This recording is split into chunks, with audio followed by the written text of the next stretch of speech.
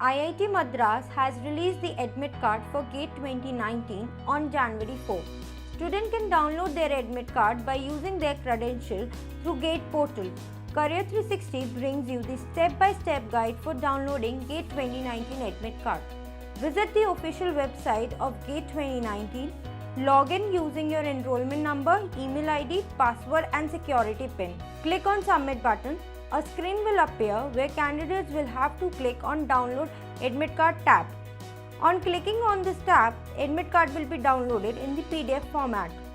Verify all the details furnished on it and take a printout of admit card for the future reference.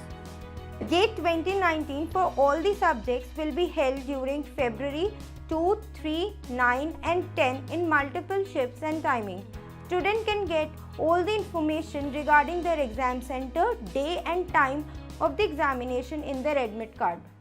Like the video? Subscribe to our YouTube channel and stay updated on other universities and entrance exams. Follow us on Facebook, Twitter and www.careers360.com.